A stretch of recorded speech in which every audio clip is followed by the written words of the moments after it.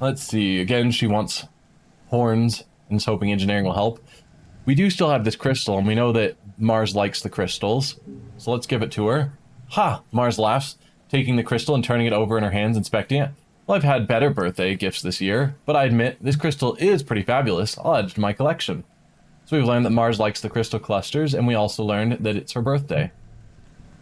Obviously, I had that written down, but I don't always check it. Yeah, she's bored and wants to be in a holovid. Another log.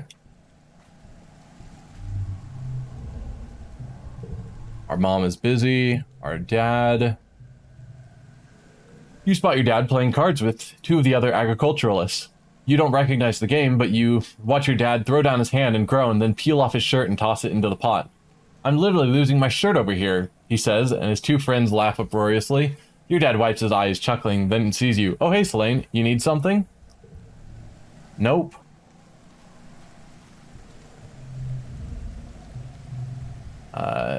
This wants to get out of the colony.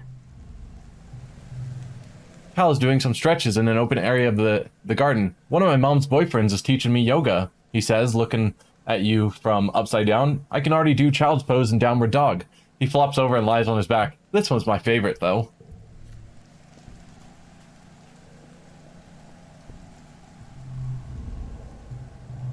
Anemone holds her palms up to you excitedly. Yep, showing off her scales. And Tang, if Tang paid you less attention, she'd be flat out ignoring you. Can I help you? Alright.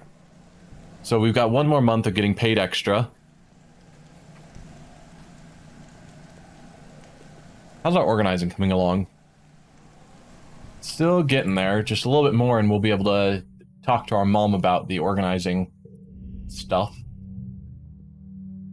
It's another meeting of the Secret Fun Times Club. You're trying to figure out what to do today. It's your job as vice president of fun ideas. We're having trouble coming up with something. Think, Selene, think. What's that smell? Tang asks as she joins you. You think she means someone farted and you giggle, but then you can smell it too. It's like burning mustard or spices, strong and acrid. Then the overhead lights start to flicker. Oh, that keeps happening, Mars says with a shrug. Like the same time every afternoon. Nobody knows why. It's a mystery. She and Tang look at each other, then at you. A mystery? They jump to their feet. There's a mystery afoot, and the SFC is going to solve it. Tang brings up a fresh notepad on her holopalm and adds 2 bullet points. Clue 1, weird smell. Clue 2, flickering lights. Cal sniffs the air. The smell's coming from that vent, he says, pointing to a screen in the corner. Get up close and sniff with a 10 perception, or get a schematic and see where the vent goes with organizing, or pull the vent off the wall. We'll see the schematic of where it goes. You pull up a schematic of the ship on your holopalm and track down where the vent goes. It takes a snaking route around the ship and connects with the cafeteria kitchens. It smells awful in here. Antecedent is here fanning the nanoprinter with a cutting board while it belches out foul black smoke. Oh gosh, kid, she says, don't come any closer. This darn nanoprinter's on the fritz again. Everything that comes out is awfully burned, and I don't want you to breathe in the smoke. Every gosh darn day, she mutters under her breath.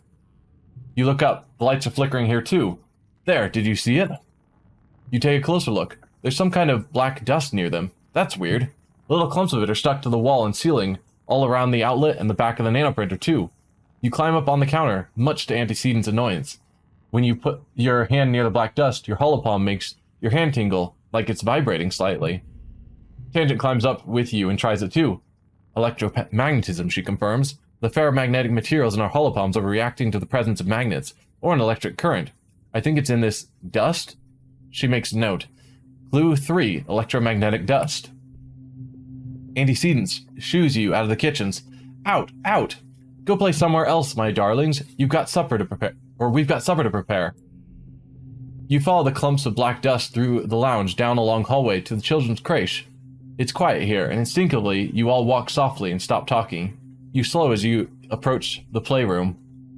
The creche playroom is empty and dimly lit, except for the holoprojector in the corner showing a purple teddy bear, the one that electrocuted your friend Tammy. It keeps flickering on and off. If we had Bravery 10, we could bravely enter the room. If we had Persuasion 10, we could convince Mars to go first. But as it is, we have to wait for someone else to go first. Anemone steps up. It's time for Vice President of Kicking Things to do her job, she says quietly. As she steps in, all the lights in the room suddenly turn on. 2 musical toys start playing all at once, and a toy robot begins spinning in circles, whirling. Mars shrieks.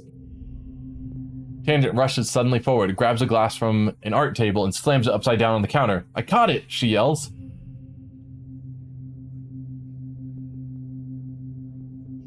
Cool artwork. You gather around to see. Under the glass are what look like 4 round metal things, like ball bearings. As you watch, one of them starts to roll. It advances to the edge of the glass, then rolls in a ring around the inside. It stops, then a long pair of silver antennae emerge from the top of the ball. They click together, producing a bright spark of electricity. You all jump back. The other 3 balls gradually wake and begin snapping their own antenna. I think we've solved our mystery, Tang says with a growing smile. Sure enough, you find more metallic, magnetic black dust and something else, tiny bite marks in the electric cord leading to the holoprojector. They must be feeding off the electricity, Tang explains, then storing it like a battery to use for self-defense. And this dust must be their excrement. Fascinating. You report your findings to Professor Howe. He realizes these pests have in fact been siphoning off the electric current from your ship since it landed and are responsible for some dangerous power surges. One such surge must have been the one that killed your friend Tammy. From a quick look around the room, everyone knows it. Anemone rubs Cal's back as he stares at the ground. Hal gives you some kudos and thanks. The mystery of the weird smell. 30 kudos. Which is plus 15 from the popular status. And get to work. Alright. 0. That'll become a 2. 2, 2, 2.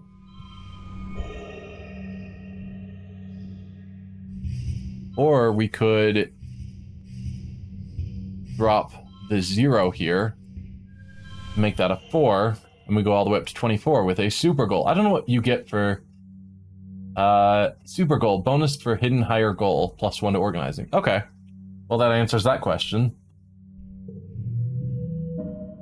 And because we're maxed, we also get a plus 1 kudo, which gets doubled because of popular. So we got plus 5 organizing, which is really nice. Alright, that made us to mid-wet, and we now have the 20 organizing we needed to talk to our mom. We've read that one before. I think now I want to go out exploring again. Grab the other items and whatnot that we haven't gotten. Your mom seems unbothered by the torrential rain. She tips her face to the sky and smiles. The rain means the hardest work is done for the year, she says. The greenhouses are a lot easier to manage than the outdoor fields, and we don't need to worry about planting until quiet. Tell her what I learned today, because our organizing's higher. Well, you haven't really been in school for a while, or even in engineering, but you tell your mom about some paperwork you had to deal with. You're pretty good at organization, so it was easy. Do you even know why we call it paperwork? Your mom laughs. It's true, it's not like you're sorting actual paper. Back on Earth, we used to have to use paper to... Nah, never mind. She slaps you on the back. Good for you for having your head together.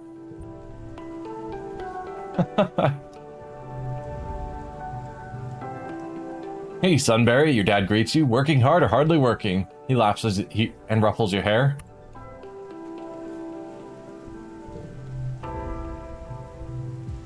Cal is standing in the shelter of the garden shed, pulling on his boots and poncho. I love it when it rains here, he exclaims. Everything gets all muddy and slippery and nobody says, Cal, why are you so dirty? Go take a shower. This is sitting with his rocks again.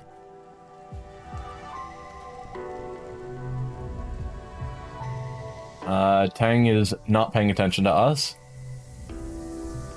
Anemone looks out from under the dugout awning and scowls. Stupid rainy season, stupid planet, she grumbles. I just want to go play. Alright. We can go out and explore, which I think is what I want to do. We've got plenty of stress to use. So Yeah, let's sneak out and explore again.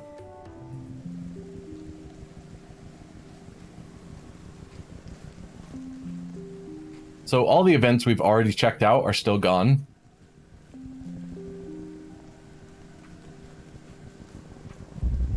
So there's an event with Uncle Tonin.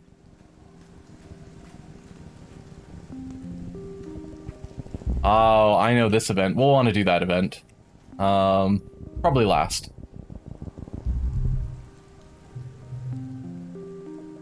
Some farmland has spilled outside the walls. The fields don't look like they're doing very well. Nobody's around right now. In fact, it looks a bit abandoned. There's some meager-looking crops ready to harvest, but animals are starting to get at them. I'll try and salvage the crops. We gained +1 colony food. You pull up a handful of wrinkly tubers. They're probably supposed to be potatoes eventually, or maybe yams. It's hard to tell. You dig around a little longer, but it's pretty picked over. Alright. We can't go this way without dealing with this event first. So let's explore elsewhere before we head that way. You come across a float cow that seems to be ill. She's floating upside down, a meter off the ground, kicking her segmented legs into the air periodically as though trying to right herself. Her slitted eyes look at you imploringly. She makes a helpless, lowing noise and tries to flip over, but her ratio of gas to liquid must be unbalanced. Let's figure out what's wrong with her. Oh, we can milk her because our animals is 20 or higher, so we'll just go that route. It's hard to milk a float cow that's upside down. She struggles and kicks her legs as you try to flip her over long enough to get to the udders, but thanks to a combination of might and empathy, you manage to calm her down. She's still sick. Milk's supposed to collect in her lower udder, not her gas bladder, but at least she's balanced now and she has a chance to get well on her own. Gain +1 animals. So we could interact with Uncle Tonin. Seems like a bad call.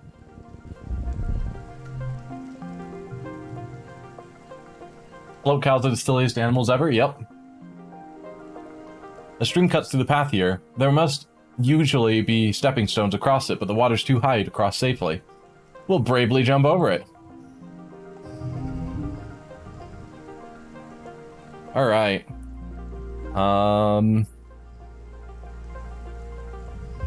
That's all the way up to a 5 right now. So it'll turn into a 4 as we play other cards, and then a 3. Ugh, it's so hard to work with that. Sure, we'll just start with that as our first round.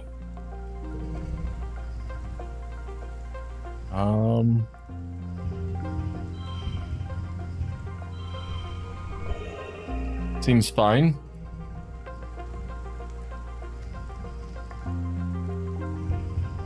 Zero, 4, 5, 4, 2. I don't know. We super beat the super goal, so good enough. Did pretty good, 21 out of 22. So we gained +1 bravery. You bravely fall in and get wet. You flounder towards the other side, soaked but victorious. We got another egg here.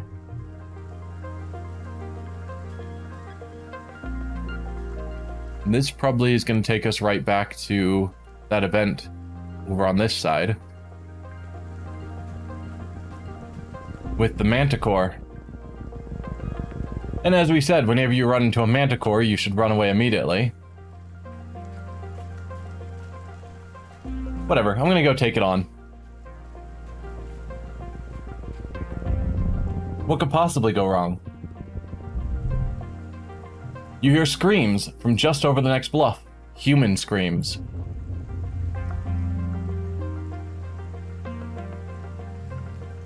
You crest the bluff and see Tammy's father, Chief Surveyor Tonin. He's being attacked by something you've never seen before, a four-legged creature with huge mane of flowers, a mean reptilian face, and 2 wicked claws. What? Is this a Manticore? You've heard of fierce creatures like this outside the walls, but you never expected to see one up close. What is one doing so close to the colony? Uncle Tonin is pinned under one of the creature's pointed legs. He's struggling to get free, but the Manticore keeps dancing around like it's playing with its food. You can hear it from here, growling and clicking its mandibles. But you snuck out. If you try to help, he's gonna know you snuck out, and your parents are gonna be so mad if they find out you out here. Panic rises in your chest. How could you even help him? It's a huge, deadly monster. We can try and distract it, get help, or leave and pretend we didn't see it, which would get us a Uncle Tonin and the Manticore card. Get help? Sorry, I'm gonna overrule chat. We're gonna try and distract it. Gain a bit of stress. You hide behind a tree and throw a rock at it. It bounces harmlessly off the Manticore's flank and clatters to the ground. The Manticore is undisturbed, which is more than you can say about yourself. Uncle Tonin shouts in pain, "You're running out of time." We can run and get help, watch helplessly, or attack the monster, because we have bravery 10 or higher. Combat challenge. Attack the monster. We're an 11-year-old kid. We got this. Goal of 27. There we go. And we're getting bonus points because we have that animal book gear for whenever we have 3 of the same color, or pairs of colors or whatever. So moving on to the next round.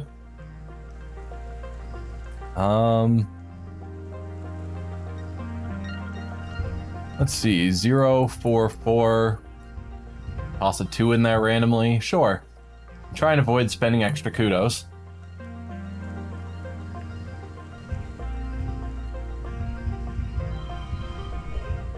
Sure. We're victorious. So we lost a kudo from Mars' Ambition card. We gained a combat and an additional +1 from the super goal.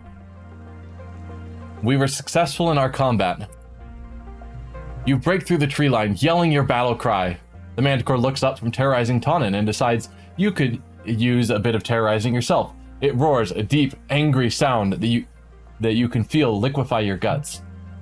With literally nothing on you except the few rocks you could pick up from the clearing, you manage to piss off the ferocious Manticore enough that it decides to go after you instead. Or maybe it just thinks it'll pick off the smaller, more tender prey before coming back to the main course. Either way, it leaps off of Uncle Tonin and starts towards you. As you're about to engage with it, in the most one-sided battle of your young life, you smell the crackle of ozone in the air, and the Manticore howls in pain.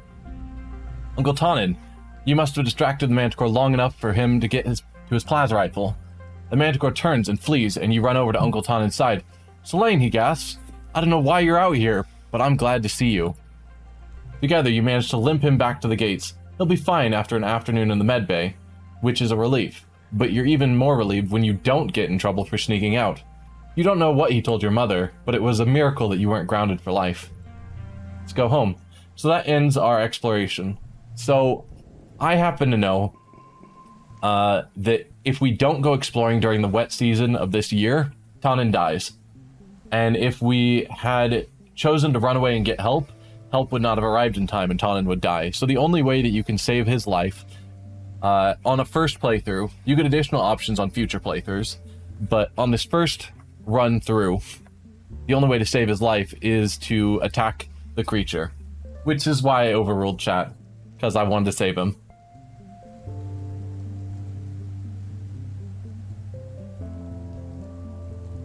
Wouldn't that leave Cal alone? Well, Uncle Tonin isn't related to Cal. Uncle Tonin was Tammy's dad. So, I guess you could say that if we had let Tonin die, he would return to his daughter, if you believe in an afterlife. And I guess Cal and Tonin are somewhat supporting each other through the death of Tammy. Chief Surveyor Tonin has come to your quarters to personally thank you for saving him from the Manticore. I'm stepping down as Chief Surveyor, Uncle Tonin says. I think it's about time I take up a job inside the colony walls. I wasn't built for life outside a ship, I think. He smiles, looking a little sad. Someone like Utopia has the youthful reflexes to stay out there in the jungle. She'll do a great job. She'll do great out there as the new Chief Surveyor. For that matter, so would you, he continues. I know you weren't supposed to be out there, but I would have died if you weren't. That has to count for something. When Utopia offers you a spot in expeditions, you should take her up on it. Aw shucks, it's no big deal, or you'd have done the same. Yeah, they definitely need a buddy system.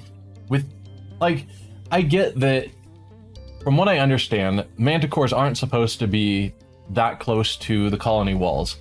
And so they probably thought that they were safe without anyone nearby. But it's a dangerous planet. They definitely should have had someone nearby to at least keep in contact with if something happened. But yeah, you'd done the same. Con inside is looking around like he's not sure what he's going to do now, not even thinking about the rest of his life, with Tammy gone and his career over. 25 kudos. You don't know what to say. Eventually he slaps his thigh and stands up with an awkward chuckle. Well, that's it then. I just wanted to let you know how much I appreciate, you know, everything. You're a knockout kid.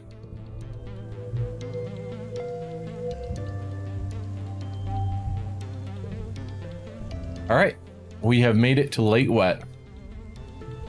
Anemone is still complaining about the rain. Tangent is still ignoring us. Oh, looks like Dis has something to say. Cal. Nope, he's still talking about chopping up plants. Dis is sitting in the grass near the big gates that lead out to the jungle. He's just staring out into nothingness and picking absent-mindedly at the weeds. He pretends not to notice as you approach.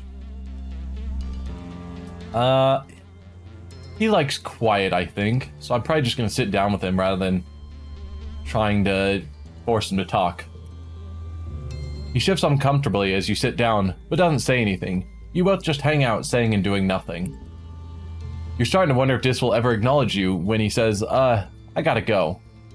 Gain +2 friendship. As he starts down the hill, he pauses and says, this is a good spot. I'll probably come back here tomorrow.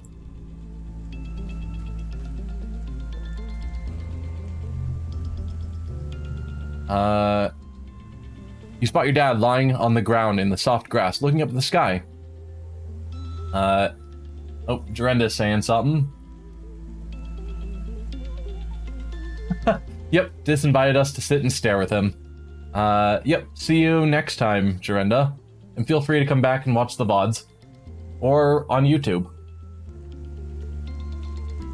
You spot your dad lying on the ground in the soft grass, looking up at the sky. He zooms his hand across his field of vision, like a spaceship, and then looks over at you with a dreamy smile. Hey kiddo, he says, sometimes I can't believe we're back on solid ground. After 20 years in space, it still doesn't feel real.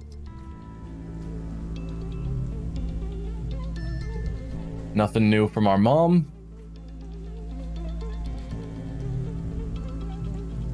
Mars's pockets are bursting with candy. I'm so glad the shop is open, she says, pulling a piece of soy taffy with her teeth until it snaps. It's honestly not even worth living if I can't shop.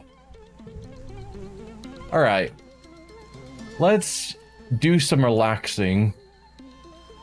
Because chances are something is going to happen during the glow season, and I want to be fully relaxed. So I think we can relax on the walls now, so let's give that one a shot. After the first attack on the colony, they added lookout towers to the walls. Now you have a place to hang out if you don't feel like working, and because it's all the way up here, no adults are going to come ask you to run any errands for them. On rainy days, you take shelter under the pavilions, and listen to the pitter-patter of warm raindrops on the grass roof. You can do whatever you want. Ah, this is the life. Perfect place to slack off, it's nice to help keep watch, or there's a good place to study. At the moment I'm here to slack off. But our character is reasonably studious. We'll study. You pack your holoculars. The wall is a great vantage point to examine the wild jungles outside the colony. Your independent study even counts towards class credit without having to actually be in class. Yep. Oh hey, Selene. Dis pops his head up a nearby ladder and looks surprised to see someone else here. Do you mind if I sit here too? Sure, there's plenty of room. Heck yeah, come sit beside me, or you just don't stink. Just keep your stink downwind. Sure, there's plenty of room. The two of you dangle your feet off the side and watch the valley below. Dis shuffles a little uncomfortably and doesn't say much. You wonder if this was his private spot to be alone before you discovered it. Alright, let's drop this one because it gets us in trouble more often than it's helpful. And it's also a lower value. If it was like a high number that would set the neighbors to that value, I'd like it a lot more. And we reach glow season. Alright. Well, let's go around, see who's around and wants to talk. Anemone flashes her headlamp at you as you approach. Did you ever learn Morse code? She says, giggling. Com says if I spell out a bad word, my headlamp is gonna break clean off. Your mom gives you a stern look. Be careful, she warns you. Now that we know for a fact it isn't safe out there during glow, I won't have you venturing close to the walls. Stay where I can see you, close to the ship. Anyone else? Another crystal cluster. Nice. You find Dis illuminated by only the glow of his holoscreen. It's easier to read when it's dark, he explains. There's less glare. This is the best season. Alright. We can do whatever we want during glow season. Any skills that are getting really close? Biology? Perception? We'll try and get our biology up. I want to start getting some of these perks. So I think I'm going to study life sciences. Try and get us some extra biology, and hopefully we can get some of the perks going. This week in biology class, you're learning about predators and prey. Professor Hal brings a picture of a hop-eye on the holoprojector and asks, who can tell me what special thing hop-eyes do when they see a predator? Peng's hand shoots up. They hop away very quickly. That's why we call it a hop-eye. Hal nods. That's true, but not what I was getting at. Peng stammers and looks upset, like she can't believe she got something wrong. Hal scans the class again. Anyone else? Selene? They thump on the ground to warn others. You've seen hop-eyes out in the wild, and you know that they're very communal animals. One wouldn't run away without warning the others first. Then they all hop away very quickly. That's right, Hal smiles. Selene sounds like he might have met one before. Peng gives you an appraising look. Maybe she didn't expect this from you. We got +2 friendship. Let's get to work. Alright. Hopefully we can get the super goal, which means we'll get even more biology.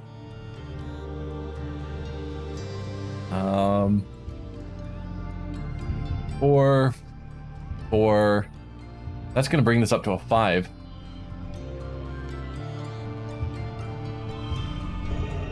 There we go. Something like that. Why is that not being counted as a color match? I would think it should be. Yeah. 25. 30. There we go. Now it's showing up as a match. Might have just been a visual glitch. Perfect. So we gain +5 biology, some reasoning, and even a kudo. It's been a quiet glow, but the grim, surreal darkness of the season reminds you of last year's violence. As the month wears on, you overhear arguments at dinner, adults worrying that an attack is still coming, and others who think that the first one was a fluke. Surveyors mention seeing new tracks in the forest, but are shushed so people don't panic. The gates are closed. You drill emergency procedures, filing soundlessly from the classroom to the creche to hide under tables, waiting for the sirens to call the all clear. You drill and prepare and worry, but nothing happens. Then, just as glow is starting to wane, the toxic purple spill of the wormhole fading as the suns almost rise past the horizon again, the sirens start. You're reading a holonovel in bed when you hear them, followed by the stomp of boots down the hallway outside your quarters. An alert flashes on your holopalm. Shelter in the creche. This is not a drill. You get another message from your dad. Me and Mom are going to stay in the greenhouses. We're safe. Just follow Auntie Anne to the creche and wait for us, okay? Don't worry. We're way more prepared than we were last year. Love you and stay safe. You could go to the creche where you belong, or you could follow the security guards and see what's happening at the gates. Go to the creche, or, because we have Bravery 10, head for the gates. Bravely helping to fight. Pseudonym, what do you want to see? Do we do what we're told and go to the creche, or do we bravely head to the gates?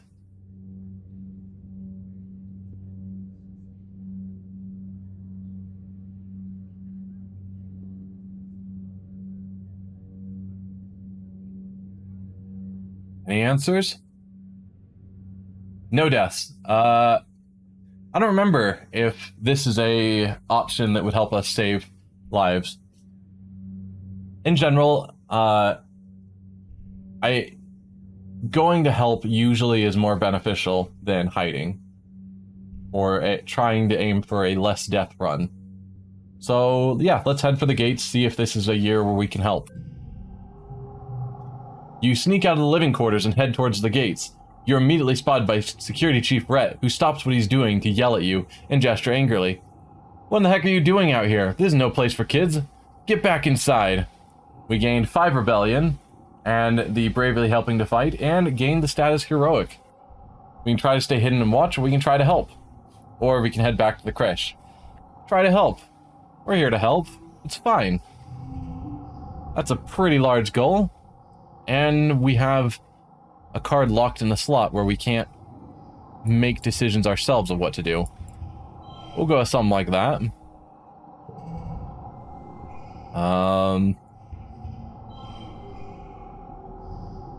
Sure.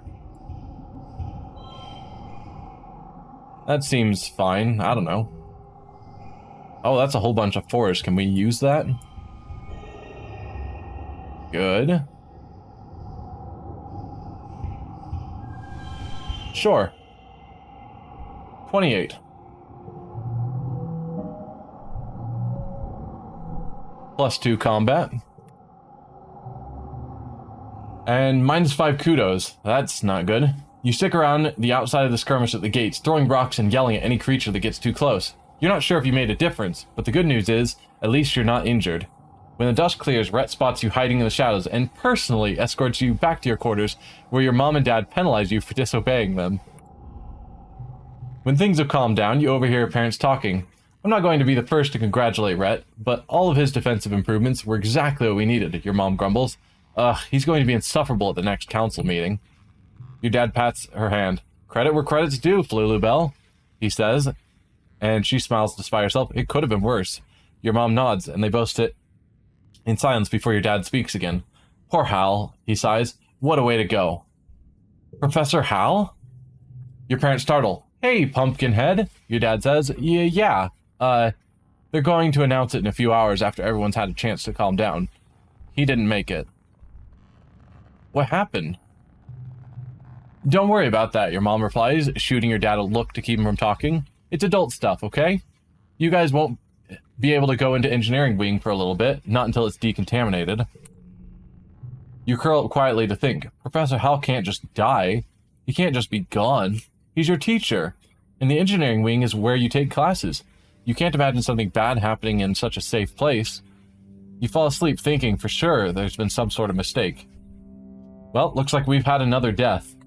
Professor Hal. That's another one that can't be avoided on the first playthrough.